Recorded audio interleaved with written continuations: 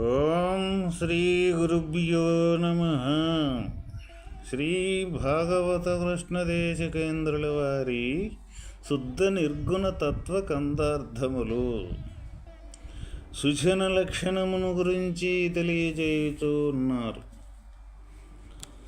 పుట్టింట బిడ్డ బహుగా దిట్టయ్యుండినను ఎవరు తిట్టరు భువిలోన, పుట్టింట వారి కోడలు దిట్టైనను అత్తవారు దిట్టేరు సుమ్మి.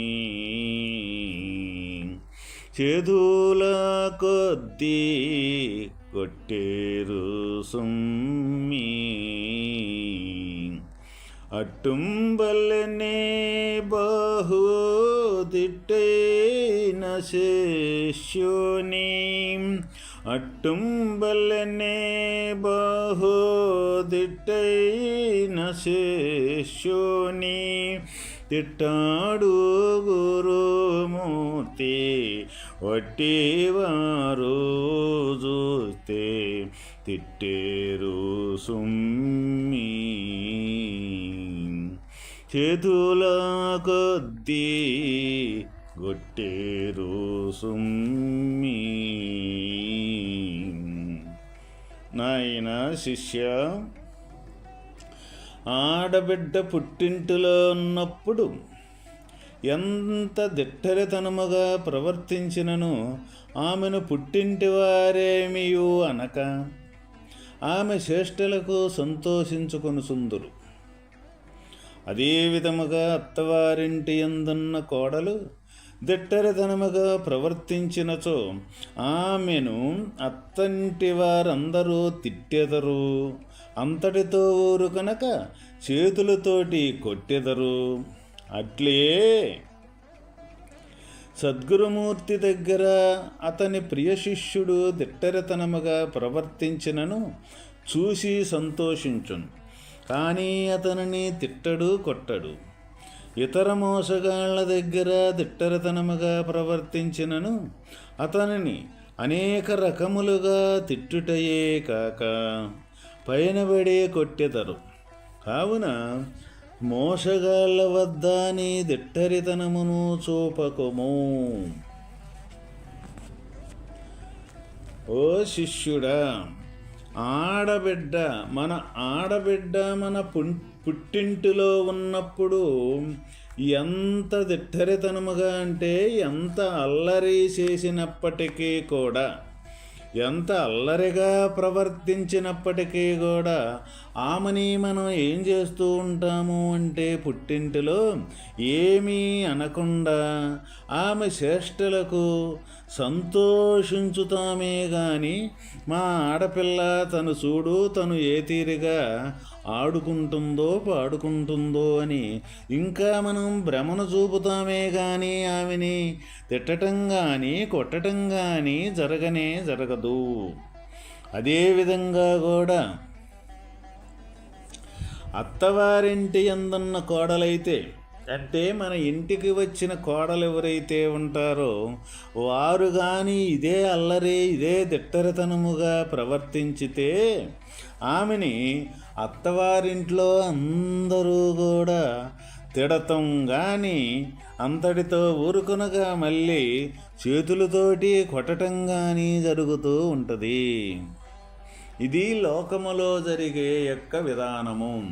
ఎందుకు ఈ విధంగా జరుగుతూ ఉంది అంటే, మా ఆడపిల్ల అనే మమకారముతోటి అందరూ కూడా ఆమె ఎంత అల్లరి చేసినప్పటికీ కూడా మా అనే మమకారం ఉంది కాబట్టి ఆ మమకారంతో అది అల్లరిగా కనపడక అంతా కూడా ఇష్టంగానే కనపడుద్ది.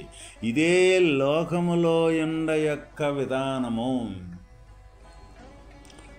ఏమిటిది ఆ లోకములో ఉండదంటే, మనకి ఇష్టమైంది ఏదైనా సరే అది ఎటువంటి విపరీతమైనది కానీ ఇతరులకు హాని కలిగించేది కానీ లేకపోతే ఇతరులకు బాధ కలిగించేది కానీ మనకి ఇష్టమైందైతే మనం దాన్ని ప్రేమగానే చూడటం అంటూ జరుగుతుంది. అదే 10 మందికి ఉపయోగపడి 10 మందికి ఎలాంటి హాని అంటూ జరగకుండా 10 మందికి ఉపయోగపడే వస్తువైనా సరే 10 మందికి ఉపయోగపడే కార్యక్రమం ఏదైనా సరే అయినప్పటికీ మనకు కానీ ఇష్టమంటూ లేకపోతే అది మనకు వ్యతిరేకంగానే ఉంటుంది. అంటే దీన్ని బట్టి ఈ ప్రపంచం మొత్తం దేని ఆధారంతో జరుగుతూ ఉన్నది అంటే మన మనస్సు యొక్క స్వాభావికము ఏ విధంగా అయితే ఉంటుందో అదే విధంగా ఈ ప్రపంచం మొత్తం కూడా జరుగుతూ ఉంటుంది, కనపడుతూ ఉంటుంది. అదే విధంగా మనం చూస్తూ ఉంటాము. ఈ మన మనోదృష్టే ఈ ప్రపంచము. అదేవిధంగా అందువల్లే ఇక్కడ మనకు ఉపమానం తెలియజేశారు. మన ఇంట్లో ఉండ ఆడపిల్ల ఎంత అల్లరి చేసినప్పటికీ కూడా మనం ఏం చేస్తూ ఉంటాము అంటే అల్లరి చేస్తుంది అనుకోకుండా మనకుండా ఆమెతోటి మనకుండే సన్నిహితం కానీ ప్రేమ కానీ మనకేమనిపించుద్ది అంటే ఆ అల్లరంతా కూడా మనకి అల్లరగా అనిపించదు. అది మనకి చూడు ఏ విధంగా మనకు సంతోషాన్ని కలిగించే విధంగానే మనకు తోస్తూ ఉంటుంది. చూడు మా పిల్ల ఎట్లా ఆడుకుంటూ ఉంటుందో, ఏ తీరుగా గంతులేస్తూ ఉన్నదో, ఏ తీరుగా పరిగెత్తుతూ ఉన్నదో అని మనం దాన్ని ఆటపాటగా తీసుకొని మనం సంతోషపడుతుంటాం. అదే మన ఇంటికి వచ్చిన కోడలైతే ఏ విధంగా తన డ్యూటీ తను సక్రమంగా చేసినప్పటికీ కూడా తను పని తను చేసుకున్నప్పటికీ కూడా తను చిన్న పొరపాటు జరిగినా కూడా మన విధానం ఏ విధంగా ఉంటుంది అంటే తనను తిట్టడం నీకు కళ్ళు కనపడటం లేదా, లేకపోతే నీకు ఏ విధంగా ఈ తీరుగా ఈ వస్తువులు పడేయటం కానీ ఈ పని చెయ్యకపోవటం కానీ అని 1కి 4 నిందలేసి మనం తిట్టడం అనేది జరుగుతూ ఉంటుంది. లేకపోతే ఇంకా కోపస్తులు అయితే ఏం చేస్తూ ఉంటారంటే కొట్టడం కూడా జరుగుతూ ఉంటుంది. ఈ రెండింటి యొక్క స్వాభావికము మన ప్రపంచంలో జరుగుతూ ఉన్నది, ప్రతి కుటుంబంలో కూడా. కారణము నేను అనే మమకారం అనేది ఏదైతే ఉన్నదో, ఆ నాది అనే మమకారం ఏదైతే ఉన్నదో ఆ మమకారం యొక్క చేష్టలే కానీ ఇక్కడ వాస్తవకంగా మనం కోడలని కూడా మన బిడ్డగా కానీ భావించినట్లయితే అప్పుడు తను చేసే చిన్న పొరపాటు కూడా ఏదన్నా ఉన్నప్పటికీ దానిని ఏ విధంగా మనం సరిదిద్దుకోవచ్చు అంటే మన బిడ్డ చేసిన తప్పుని మనకి అల్లరగా అనిపించినప్పుడు, అది మనకు సంతోషంగా అనిపించినప్పుడు, అదేవిధంగా కోడలు చేసినది కూడా అదేవిధంగా సంతోషంగా కనపడి చిన్నగా నచ్చచెప్పి తెలియకనప్పుడు 1కి 4 సార్లు చెప్పి తను మళ్ళీ మంచి లక్షణంగా సలక్షణంగా ఏ విధంగా నడుచుకోవాలో ఆ విధంగా నడుచుకునేటట్లు చేసుకోవచ్చు. దీనికి కారణం ఏంటంటే మన అనే మమకారం అంటూ కానీ ఏదైతే ఉందో అది మన కోడలైనా ఆడపిల్లైనా ఎవరైనా సరే మన పిల్లలే అనుకున్న మమకారమే ఇక్కడ దీనికి మూల కారణము.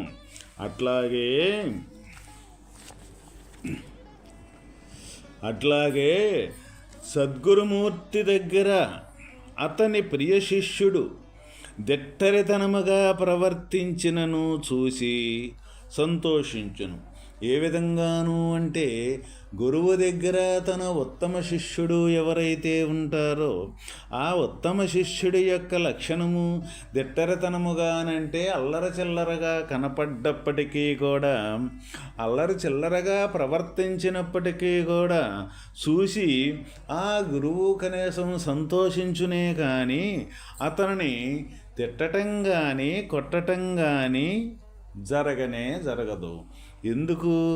గురు ప్రేమ అనేది శిష్యుని మీద ఉండే యొక్క ప్రేమ అనేది ఎటువంటిది, ఏ విధంగానూ మన ఆడపిల్ల మీద మనకి ఎటువంటి ప్రేమ అయితే ఉంటుందో, తను అల్లరి చేసినప్పటికీ కూడా ప్రేమ అనురాగాలతోటి మన పిల్లని ఏమీ అనకుండా ఏ విధంగా ఉంటామో, అదేవిధంగా ఒక సద్గురుమూర్తి తన శిష్యుడు కూడా ఈ విధంగా అల్లరి చేసి ఈ విధంగా తను ఏదైతే మన అజ్ఞానంతో కూడుకొని ఉండే అమాయకపు మాటలు కానీ ఈ ప్రపంచానికి సంబంధించిన విషయాలు మాట్లాడినప్పటికీ అవన్నీ తెలియక చేసిన పనులేను అని తను సంతోషిస్తాడే కానీ ఏ విధంగా తన్ను తిట్టడం కానీ కొట్టడం కానీ జరగదు.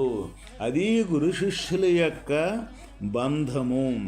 కానీ ఇతర మోసగాళ్ళ దగ్గర దిట్టరతనముగా ప్రవర్తించినను అతని అనేక రకములుగా తిట్టుటయే కాక పైనబడి కొట్టెదరు. ఇతర మోసగాళ్ళు ఎవరైతే సద్గురువు అంటూ కాకుండా కేవలము ఇక్కడ గురువు అనే వేషధారణనే వేసుకునే మోసపూరితమైన గురువులు ఈ లోకములో చాలామంది ఉన్నారు.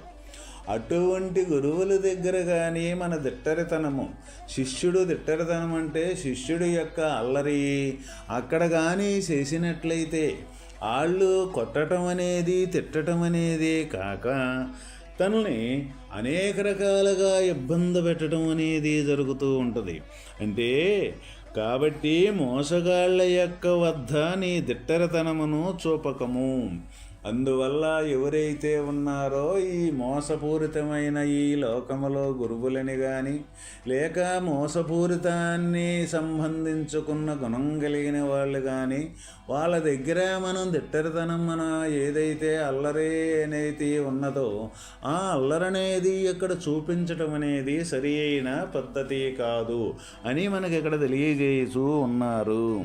కాబట్టి దీన్ని బట్టి మనకి ఏ విధంగా మనకి అర్థమవుతూ ఉన్నది అంటే ఎవరైనా సరే ఈ ప్రేమ అనురాగము అనేది ఎప్పుడూ కూడా ఉన్నప్పుడు మన మనస్సులో ఆ ప్రేమ అనురాగముతోటి ఎదుటి వాళ్ళు మనకి ఏదైనా పొరపాటు చేసినప్పటికీ కూడా అది మనకి పొరపాటుగా కనపడకుండా చేతనైతే అంత పొరపాటుని సరిచేసేదానికే మనం ప్రయత్నం చేస్తాము. కానీ వాస్తవకంగా వాళ్ళని కోపగించుకోవటం కానీ వాళ్ళని మనం చెదరించుకోవటం కానీ అనేది జరగదు. దీనివల్ల మనకి లాభమే జరుగుద్ది కానీ నష్టం అనేది జరగదు. ఎందుకు అంటే కోపం అనేది ఈ క్రోధం అనేది చాలా చెడ్డది. ఈ భగవంతుని యొక్క మార్గములో ఈ హర్షడ్వర్గములలో ఈ కోపం అనేది క్రోధం అనేది చాలా చెడ్డదన్నమాట. ఎందుకు అంటే ఈ కోపం వచ్చినప్పుడు మన ఉనికినే మన కోల్పోవటం అనేది జరుగుద్ది. అని కళ్ళు ఎర్రంగా రావటం, ఆ తీరుగా మనం బిగుసుకుపోవటం, నేను కానీ కోపగించుకొని నాకు కానీ కోపం వచ్చిందంటే నేను ఏమి చేస్తానో నాకే తెలియదు అని ఆ తీరుగా విర్రవీగిపోయి తూగిపోతూ ఉంటుంటాం. అందువల్ల ఆ సమయంలో తను ఏమి చేసేది తనకు తెలియదు, ఎదుటి వాళ్ళకి ఏమి జరుగుద్దో కూడా తెలియదు. అటువంటి అనర్థకం అనేది జరిగేదానికి ఈ క్రోధమే ఈ కోపమే కారణం. కాబట్టి ఈ కోపం అనేది ఈ క్రోధం అనేది లేకుండా మనం ఎప్పుడూ ప్రేమతత్వముతోటి ప్రేమగా అంటే మనము ఏ విధంగా ఈ శరీరం అనేది ఏ భగవంతుని యొక్క ఆధారంతో ఈ శరీరం ఉన్నదో అన్ని శరీరాలు కూడా ఆ భగవంతుని యొక్క ఆధారంతో ఉన్నాయి తప్ప వేరే అనేది లేనే లేదు.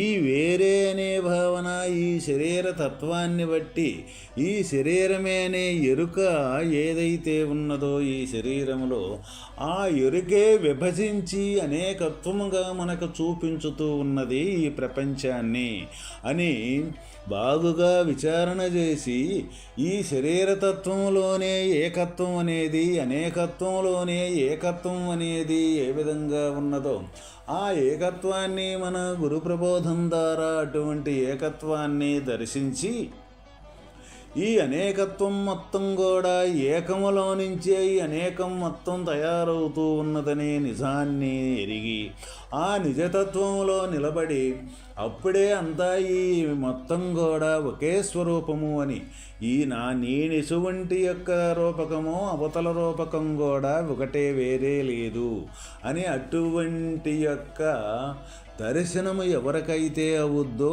వాళ్ళే ఇక్కడ ప్రేమతత్వం అన్ని వాళ్ళు అటువంటి ప్రేమమయంగా వాళ్ళు చూడగలుగుతారు, ప్రేమమయంగా ఉండగలుగుతారు. ఎందుకు అంటే తన మీద తానుకు ఎప్పుడూ కూడా ద్వేషము అనేది ఉండదు కదా. తనంటే ఎవరు? సర్వం మొత్తం కూడా నేను తప్ప రెండవది లేనే లేదు. నేననే యొక్క స్వరూపమే అన్ని శరీరాల్లో కూడా ఈ నేను నేను అనుకున్న యొక్క స్వరూపమే తప్ప వేరే ఇంకొకటి లేనే లేదు. నేనే నా శరీరాన్ని ధరించుకొని నా శరీరంతో అనేకత్వాన్ని మొత్తాన్ని దర్శించుతున్నాను అని ఈ నేను కాడ ఎవరైతే నిలబడగలుగుతారో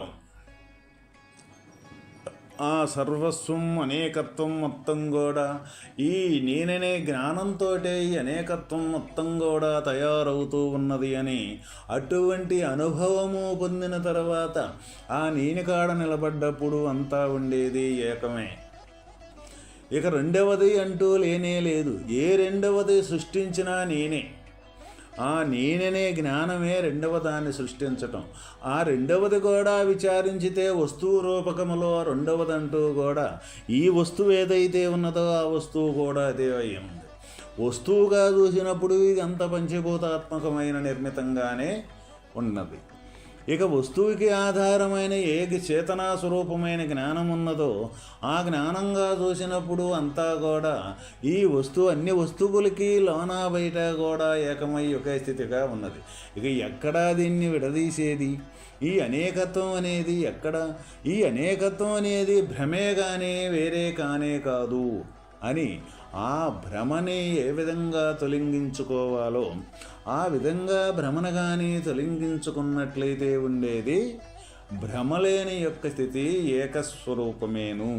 కాబట్టి అందువల్లే ఈ పరిపూర్ణతత్వాన్ని అటువంటి స్థితికి పొంది ఆ స్థితిని చేరుకొని ఆ స్థితిగా మారాలి అన్నప్పుడు తప్పనిసరిగా ఏ సుజన లక్షణమైతే ఉన్నదో ఆ సుజన లక్షణాన్ని సంపాదించి ఆ సుజన లక్షణాన్ని సంపాదించిన ఏ భక్తుడైతే ఉన్నాడో ఆ భక్తుడే అతని గురువు ద్వారా అటువంటి సుజన లక్షణంతో పరిపూర్ణతత్వాన్ని పొందుతాడు అని మనకి ఇక్కడ తెలియజేయటం అనేది జరిగింది. ఓం తత్సత్.